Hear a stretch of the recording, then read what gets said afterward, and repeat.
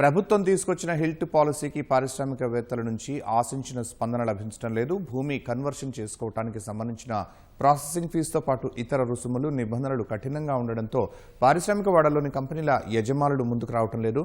ORR లోపల ఉన్న పారిశ్రామిక వాడల్లోని పరిశ్రమల్ని ఔటర్ రింగ్ రోడ్డు బయటకు తరలించాలని నిర్ణయించిన ప్రభుత్వం ఆ మేరకు పరిశ్రమల యజమానులను ప్రోత్సహిస్తోంది. కంపెనీలు నిర్వహించిన స్థలాన్ని బహుళ అవసరాలకు వినియోగించుకునే సౌలభ్యం కల్పిస్తోంది. కానీ పరిశ్రమల యజమానులు మాత్రం కొత్తగా వెళ్లే చోట సరైన మౌలిక సదుపాయాలు ఉండవని, పరిశ్రమల తరలింపు భారీ వ్యయంతో కూడుకున్న వ్యవహారమని వెనుకడుగు వేస్తున్నారు. ఇందుకు సంబంధించిన మరింత సమాచారం మా ప్రతినిధి శ్రీకాంత్ అందిస్తారు.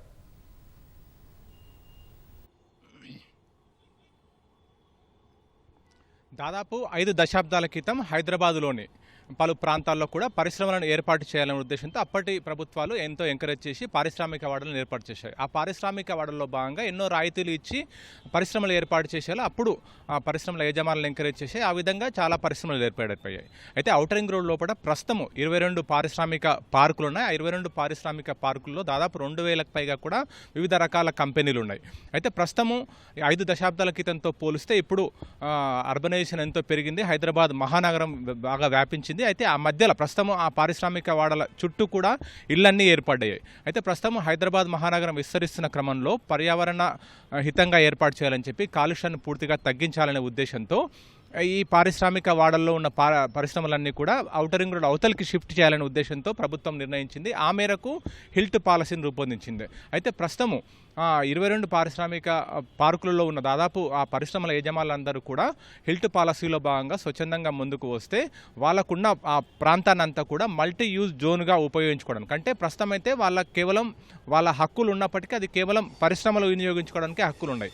అయితే హిల్ట్ పాలసీలో భాగంగా వాళ్ళు ల్యాండ్ కన్వర్షన్ చేసుకుంటే అది మల్టీ యూజ్ జోన్, అంటే రియల్ ఎస్టేట్ చేసుకోవచ్చు, అపార్ట్మెంట్స్ కట్టించుకోవచ్చు, లేకపోతే వ్యాపార వాణిజ్య అవసరాలకు కూడా ఉపయోగించుకోవచ్చు, ఇన్స్టిట్యూషన్స్ కూడా ఏర్పాటు చేసుకోవచ్చు. ఆ విధంగా ప్రభుత్వం సౌలభ్యం కల్పించింది. అయితే ప్రస్తుతం అందులో భాగంగా ల్యాండ్ కన్వర్షన్ చేసుకోవాల్సి ఉంటుంది. వాళ్ళు కన్వర్షన్ చేసుకోవడానికి భాగంగా ప్రస్తుతం ఆ ప్రాంతాల్లో దాదాపు 22 పారిశ్రామిక పార్కులు ఉన్నాయి. అవి నాచారం, మల్లారం, చెర్లపల్లి, జీడిమెట్ల, బాలనగర్, కూకట్పల్లి, ఈ విధంగా చాలా దాదాపు 22 పారిశ్రామిక పార్కులు కూడా ఉన్నాయి హైదరాబాద్ ఔటర్ రింగ్ రోడ్ లోపల. అయితే ఈ ప్రాంతాల్లో ఎక్కడెక్కడైతే ఆ ప్రాంతంలో సబ్ రిజిస్టర్ ఆఫీస్లో ఆ ల్యాండ్కి ఎంత వాల్యూ ఉందో అందులో 30% వీళ్ళు చెల్లించాల్సి ఉంటుంది. ఆ 30% చెల్లించిన తర్వాత, అంటే ఒకేసారి 30% చెల్లించాల్సిన అవసరం లేకున్నప్పటికీ ఆ ఎస్ఆర్ఓ వాల్యూ ఎంత ఉంటుందో అందులో 30% విడతల వారుగా చెల్లించాలి. అప్పుడే వాళ్ళకు దానిపైన పూర్తి హక్కులు వస్తాయి. అప్పుడు వాళ్ళు వాళ్ళ మల్టీ యూజ్ జోన్కు ఉపయోగించుకోవచ్చు. అయితే ఇందులో భాగంగా ప్రభుత్వం హిల్ట్ పాలసీ రూపొందించింది. మే నెలలో జీవో తీసుకొచ్చింది. జీవో 23 ప్రకారం కూడా వాళ్ళు హిల్ట్ పాలసీలో పలు అంశాలను కూడా పేర్కొంది. అయితే ప్రస్తుతం అన్నీ బాగానే ఉన్నప్పటికీ ఈ దరఖాస్తు జూన్ 30వ తేదీకి ముగిసింది. జూన్ 30వ తేదీకి దరఖాస్తు ముగిసినప్పటికీ కేవలం 100 మంది వరకే, అంటే దాదాపు 2000కు పైగా పరిశ్రమలు ఉన్నప్పటికీ కేవలం 100 మంది మాత్రమే ఈ హిల్ట్ పాలసీలో దరఖాస్తు చేసుకున్నారు. అయితే ప్రభుత్వము, అంటే టీజీఐఏసీ నోడల్ ఏజెన్సీగా ఉంది హిల్ట్ పాలసీలో భాగంగా, వాళ్ళని ఇంకా ఎంకరేజ్ చేయాలనే ఉద్దేశంతో దరఖాస్తు గడువు పొడిగించాలని చెప్పి కూడా టీజీఐసీ ప్రభుత్వానికి రాసింది. ఈ మేరకు త్వరలో నిర్ణయం వచ్చే అవకాశం ఉంది.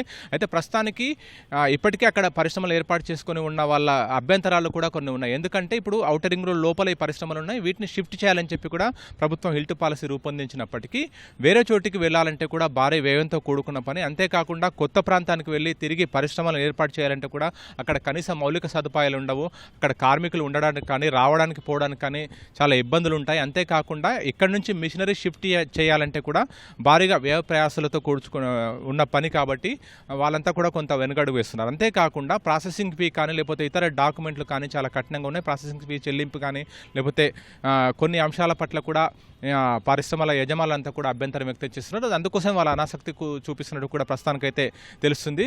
అయితే అంతేకాకుండా డాక్యుమెంటేషన్స్, ఎందుకంటే దాదాపు 5 దశాబ్దాల క్రితం, అంటే 50 సంవత్సరాల క్రితం వాళ్ళందరూ కూడా అక్కడ పారిశ్రామిక పార్కుల్లో అక్కడ ల్యాండ్ తీసుకున్నారు. అయితే దానికి సంబంధించి కొన్ని సర్టిఫికేషన్స్, కొన్ని అంటే టీజీఐసీ నోడల్ ఏజెన్సీగా ఉంది కాబట్టి వాళ్ళు అడిగే సర్టిఫికేట్స్ అన్నీ ఇస్తేనే దానికి సంబంధించి తదుపరి ప్రాసెస్ ఉంటుంది. కానీ ఇక్కడ పరిశ్రమల యజమానులు ప్రస్తుతం వాళ్ళ వద్ద కొన్ని సర్టిఫికేట్ లేకపోవడం, అంతేకాకుండా ల్యాండ్ మ్యూటేషన్కి సంబంధించి కానీ లేకపోతే ట్యాక్స్ అంతా క్లియర్ ఉండాలి. ఎందుకంటే దాదాపు 5 దశాబ్దాల నుంచి వాళ్ళంతా అక్కడ పరిశ్రమలు కొనసాగిస్తున్నారు. వాళ్ళ ట్యాక్స్ అంతా కూడా క్లియర్ ఉండాలి. చాలా నిబంధనలు ఉన్నాయి. ఆ నిబంధనలు అన్నింటి పట్ల కూడా పరిశ్రమల యజమానులు అనాసక్తితో ఉన్నారు. కాబట్టి వాళ్ళంతా కూడా ఇక్కడ చెల్లించడానికి ముందుకు రావడం లేదు.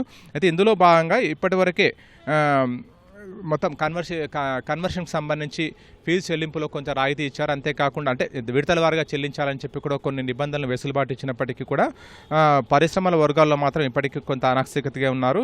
అయితే వీటన్నిటిని ఇంకా పరిశీలించే అవకాశం ఉంది. ఎందుకంటే ప్రభుత్వం మాత్రము పర్యావరణ హితంగా ఉండాలి. హైదరాబాద్ ఔటర్ రింగ్ రోడ్ లోపల మొత్తం కూడా క్యూర్ అని ఏర్పాటు చేశారు. అదంతా కూడా పర్యావరణ హితంగా ఉండాలనే ఉద్దేశంతో ఇలాంటి కాలుష్యాన్ని వెదజల్లే పరిశ్రమలను అంటే ఇప్పటికే చాలా రెడ్, ఆరెంజ్, గ్రీన్ అని కొన్ని వర్గాలుగా విభజించారు పరిశ్రమలన్నింటినీ. అందులో ఇప్పటికే రెడ్ అన్నింటినీ కూడా ఔటర్ రింగ్ రోడ్ అవతలకి షిఫ్ట్ చేశారు. కానీ ఇలాంటి చిన్న చిన్న పరిశ్రమలు కూడా ప్రస్తుతము స్వల్పంగా కాలుష్యం వెదజల్లిన ఇప్పటికే చుట్టుపక్కల అన్ని కూడా ఇళ్ళు ఏర్పడ్డాయి. కాబట్టి ఆ ప్రాంతం అంతా కూడా మల్టీ యూజ్ జోన్ అంటే పరిశ్రమలకు కాకుండా ఇతర అవసరాలకు వినియోగిస్తే బాగుంటుందనే ఉద్దేశంతో ప్రభుత్వం ఈ పాలసీని తీసుకొచ్చింది. కాబట్టి ప్రభుత్వం వీలైనంత మేర అందరినీ కూడా వీలైనంత మేర షిఫ్ట్ చేసి ఆ పారిశ్రామిక పార్కుల్లో అంతా కూడా మల్టీ యూజ్ జోన్ ఉపయోగించుకునే విధంగా కూడా చేయాలని చెప్పి కూడా ప్రభుత్వం భావిస్తుంది. ఎందుకంటే ఇప్పటికే పరిశ్రమల యజమానులకి రైట్లు ఉన్నప్పటికీ ఈ కన్వర్షన్ చేసుకుంటే ఇంకా పూర్తి హక్కులు వస్తాయి.